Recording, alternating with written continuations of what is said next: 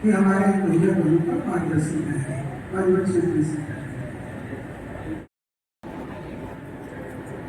परम वंदनीय मां सरस्वती, चराचर जगत में व्याप्त हो नित्य वंदनीय भारत माता। मंचासीन अपने प्रदेश के सचिव, विश्वविद्यालय के प्रधानाचार्य, आचार्य बंधु, आचार्य बहने, भावी भविष्य के भार को अपने कंधों पर ले चलने के लिए शिक्षण प्राप्त कर रहे भैया बहन, सभी को नमस्कार। अभी उपस्थिति को ध्यान में रख करके सभी को पुरस्कार मिला है। किसी को प्रथम मिला, किसी को द्वितीय मिला, किसी को तृतीय मिला। लेकिन एक बात जरूर ध्यान में आ रही थी कि जिनको नहीं मिला उनके चेहरे पर प्रसन्नता ज्यादा थी, और जो इधर आए थे उनके चेहरे पर प्रसन्नता नहीं। मैंने पूछा भी एक आपसे कि क्या बात है? प्रसन्नता जिनको मिला पुरस्कार उनको कम थी, और जिनको नहीं मिला उनको प्रसन्नता ज्यादा थी। तो जरा सोचिए कारण क्या रहा होगा।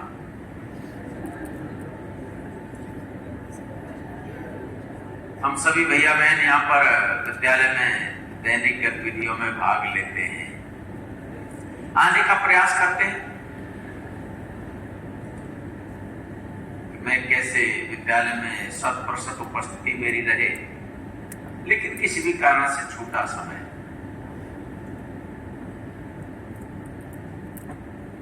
अपने में से मेरी उपस्थिति 100% रहे, इसके लिए कई को अपना स्वयं का कष्ट भूलना पड़ता है, और कुछ को कष्ट नहीं होता। लेकिन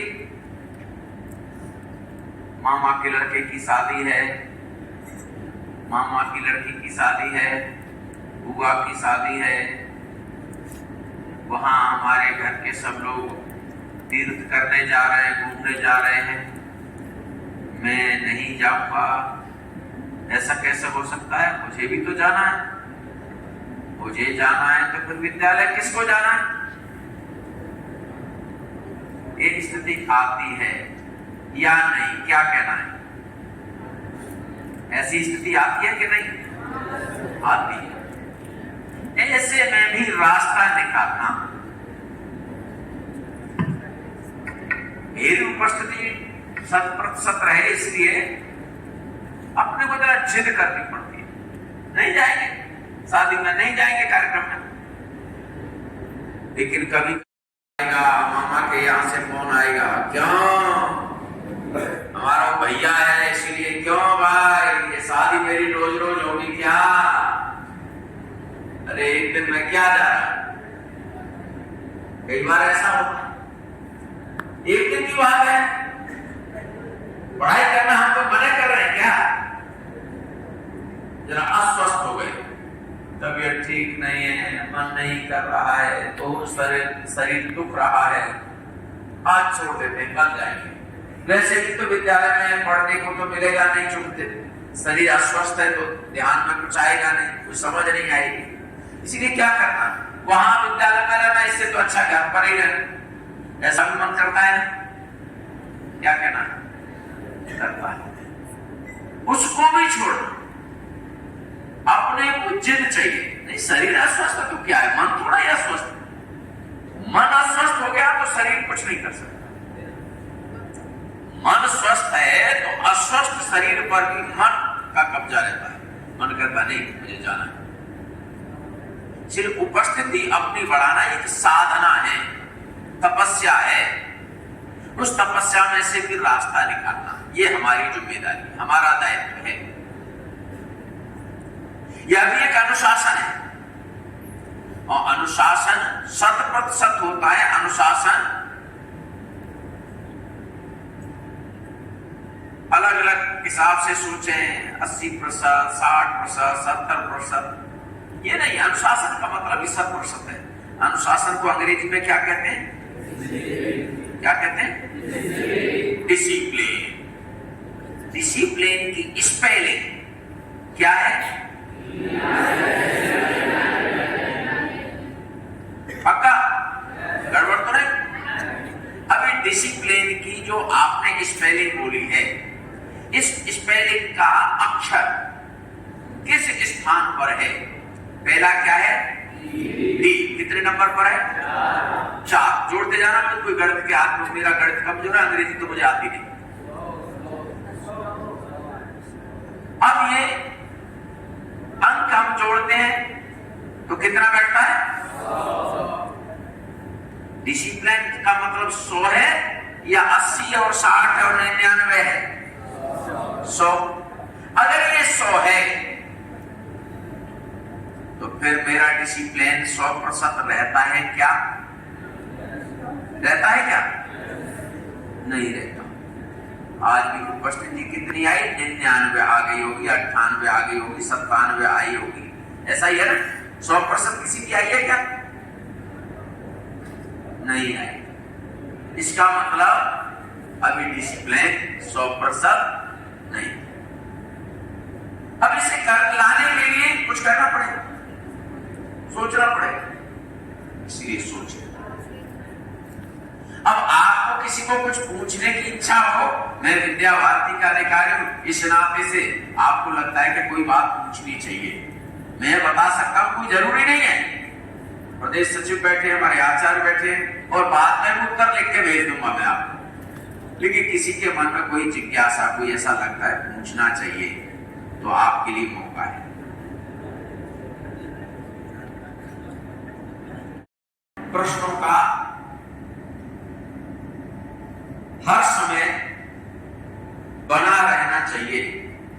जैसे महाभारत के अंदर श्री कृष्ण बार बार अर्जुन को समझाते और अर्जुन एक के बाद एक प्रश्न करता जाता है, तब जाके 18 अध्याय लिखे गए। हमारे विद्यार्थी के प्रश्न हो नहीं सकते ऐसा नहीं, संकोच के कारण पूछने की स्थिति नहीं। क्या पूछे, क्या नहीं पूछे, मतलब का है, बिना मतलब का है, कैसे है, क्या है, आप सोचिए। अब मैं रात भी में कुछ विद्यार्थियों के साथ बैठा था, तो वहां भी कुछ बात आई थी, वहां भी नहीं पूछे थे। बाद में कुछ विद्यार्थी मेरे से मिलने के लिए आए, उन्होंने पूछा, मुझे बहुत अच्छा लगा, पूछना चाहिए। अब मैं एक निवेदन करता हूं आपसे, इस समय एक पर्व है, वह भारत के अंदर मनाए जाने की योजना उसकी चल रही है। वो क्या है, क्या है, वह है लोकतंत्र का महापर्व। इस लोकतंत्र, तांत्रिक हमारा देश है तो लोकतंत्र का महापर्व है। इस महापर्व में आपको कुछ करना नहीं, क्योंकि आप उस पर्व के अंदर भागीदार नहीं है। है क्या अपने में से कोई, किसी का मत बन गया है क्या, नहीं, आपका मत नहीं बना। लेकिन आप चाहते कि मतदान होना चाहिए कि नहीं चाहते? बोलिए, आवाज नहीं। यदि ये चाहते मतदान होना चाहिए तो मतदान इस देश की सीमाओं की रक्षा होनी चाहिए, ऐसे व्यक्ति को मत देना चाहिए कि नहीं? इस देश के मान बिंदुओं की रक्षा होनी चाहिए कि नहीं? इस देश के महापुरुषों के लिए सम्मान मिलना चाहिए कि नहीं? इस देश की संस्कृति सुरक्षित रहे, इसको मत मिलना चाहिए कि नहीं? इस देश के अंदर संस्कार पक्ष आगे बढ़े, इस विषय की चिंता करने वाले को मत मिलना चाहिए कि नहीं? अब ये मिलना चाहिए तो ऐसा व्यक्ति कौन, ये आप सोचिए, आप तय करिए। इस देश के अंदर राष्ट्रीय शिक्षा नीति लागू हुई है। उस राष्ट्रीय शिक्षा नीति के कारण से अब अकबर, हुमायूं, इल्तुतमिश, टीपू सुल्तान, हैदर अली, कुतुबुद्दीन, बाबर, ये अब नहीं पढ़ाए जाएंगे। अब इस देश के अंदर स्वामी विवेकानंद, महाराणा प्रताप, शिवाजी, चंद्रशेखर आजाद, खुदीराम बोस, ऐसे महान क्रांतिकारी और अपने संत महात्मा विद्वान जो रहे हैं, उनका मार्गदर्शन मिलेगा।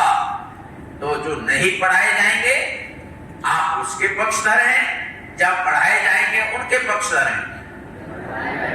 ये राष्ट्रीय शिक्षा नीति में लागू हो गया है। अभी राष्ट्रीय शिक्षा नीति लागू रहे और ये सब चीजें पढ़ाई जाएं, तो इसकी चिंता करने वाला व्यक्ति जो है उसको मत देना चाहिए कि नहीं?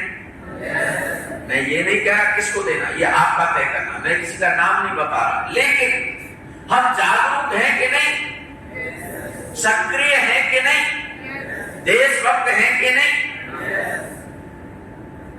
जागरूक हैं, देशभक्त हैं, सक्रिय हैं, तो मेरे परिवार का मत इस देश की चिंता करने वाले लोगों को मिलना चाहिए कि नहीं? तो हम अपने घर में, परिवार में, मित्रों को, दोस्तों को, नाते रिश्तेदारों को आग्रह करना, इस देश की संस्कृति की चिंता करने वाले लोग, इस देश को विश्व गुरु बनाने की योजना में लगने वाले लोग, उनको मत देना चाहिए। और मत अपना 100% पढ़ना चाहिए, अपना मत 100% पढ़ना चाहिए और देश की चिंता करने वाले लोगों के पक्ष में मत पढ़ना चाहिए। इन दो बातों को हम कह सकते हैं कि नहीं? जो हो सकता है, कोई जरूरी नहीं है कि सबके परिवार के लोग माने एक विचारधारा के होंगे। ठीक है, घर के लोग आपको पढ़ाते हैं, लेकिन मत कहीं दूसरी जगह देते हैं, ये व्यक्ति का स्वतंत्र अधिकार है। लेकिन इतना अधिकार तो हमारा भी है कि देश की बात करना अपराध है क्या? देश की संस्कृति को बचाना अपराध है क्या? कि देश के मान बिंदुओं की रक्षा करना अपराध है क्या? तो इस प्रकार की विचारधारा के लोगों को आपका मत मिले, हमारे परिवार का। इसलिए अपने परिवार में कहना, सुबह जल्दी उठना, मत डालने जाना। तो उसके लिए एक वाक्य है, पहले मतदान बाद में जलपान। तो घर वालों को कहना, जलपान बाद में बनाना, पहले मतदान करने के लिए जाना। मतदान 100% हो। आपने नहीं पढ़ा तो क्या हो गया? माने 30% लोगों ने मत डाला, 70% लोगों ने मत नहीं डाला। तो 30% लोगों के द्वारा चुनी हुई सरकार कोई भी हो सकती है, तो वो सरकार जो 30% वोटों से चुनी जाएगी, क्या वह देश का हित कर पाएगी? क्योंकि 30% लोगों का ही तो विचार मिला उनको, 30% ही तो मत पड़े, 30% मतों में से हार जीत हुई। लेकिन 70% लोगों को तो निराशा है, उनका कोई लेना देना नहीं। इसलिए सरकार भी, सरकारी विद्यालय, गैर सरकारी विद्यालय, सामाजिक संस्थाएं, अनेक एसोसिएशन, यूनियन अपना जागृति अभियान, जागरूक मतदाता के नाम से संपर्क करते हैं, रैली निकालते हैं कि मतदान 100% करना चाहिए, मत डालने जरूर जाना चाहिए। इसलिए मत की संख्या बढ़े, इस पर प्रयास हमारा होना चाहिए। जो को क्या लेना देना नहीं, और नोटा पे वोट कोई नहीं डाले, हमको नहीं इससे मतलब नहीं इससे मतलब, ये भी ऐसा ही वैसे आधा, क्या करेंगे, नोटा पे डालेंगे, ये नहीं करना। हम विचारधारा जानते हैं, मत जरूर डालना, किसको डालना ये बात की बात, ये हम अपने परिवार में, अपने मित्र दोस्त नाते रिश्तेदारों में चर्चा करें, लेकिन इतना आग्रह जरूर करें, देश के हित में मत पड़ना चाहिए, देश को सुरक्षित रखना चाहिए, ऐसा एक विचार हमारे ध्यान में है।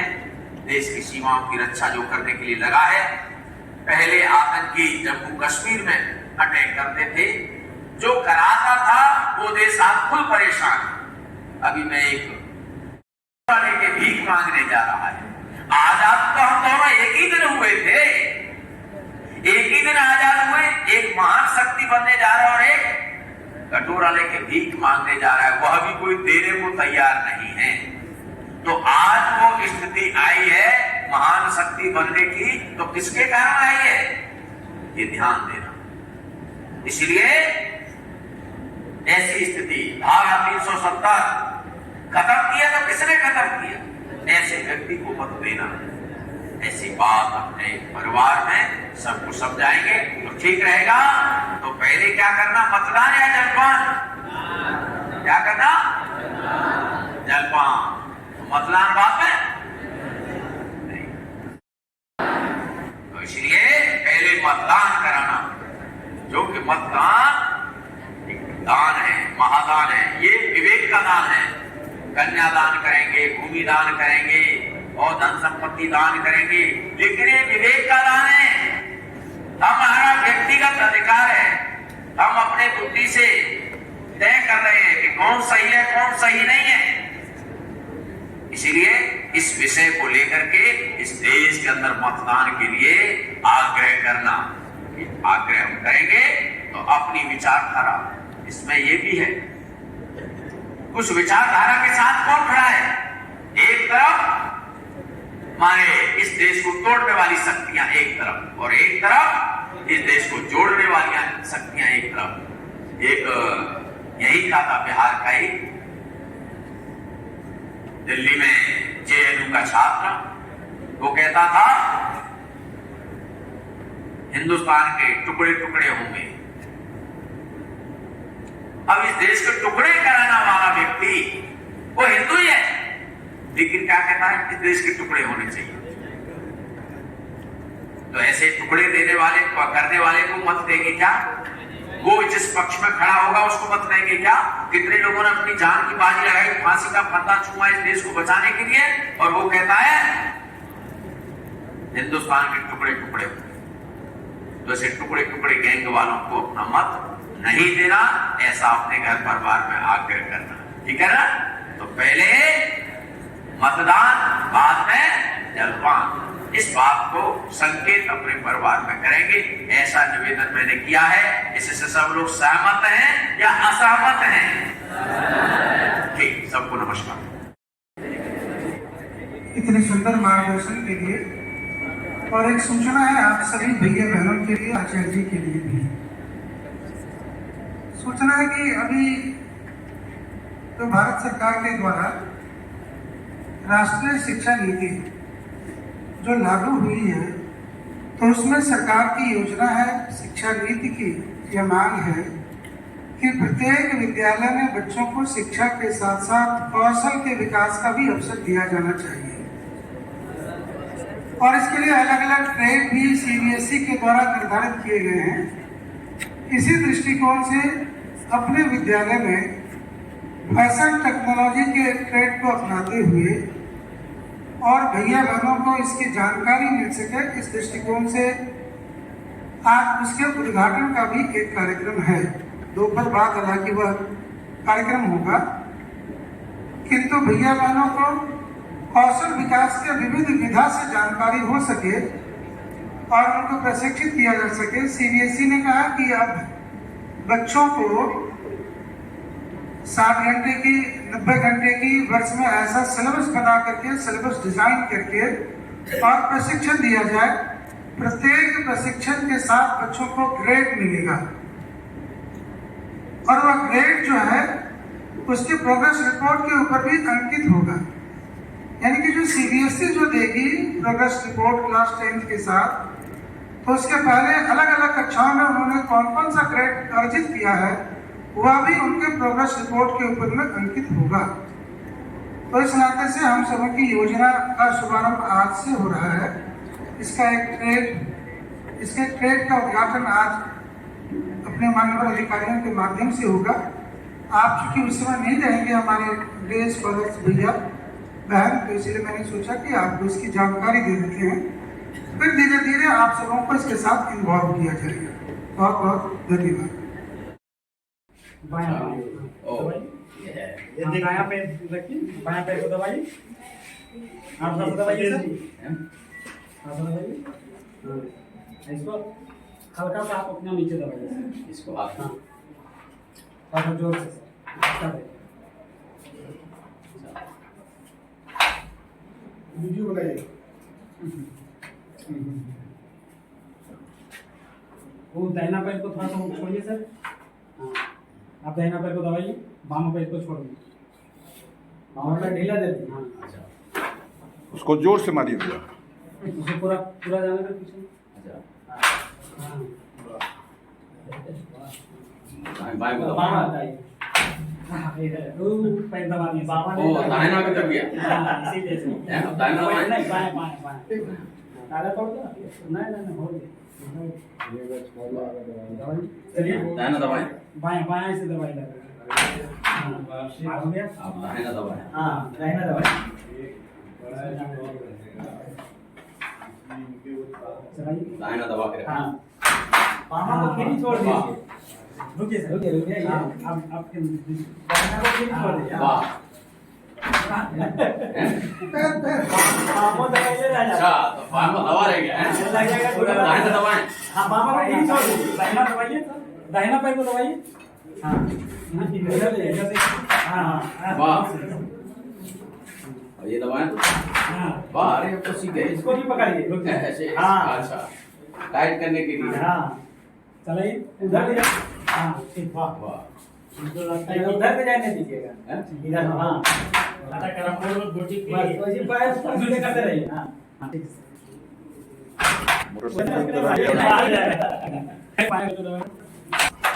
वाह, चलिए भाई, बहुत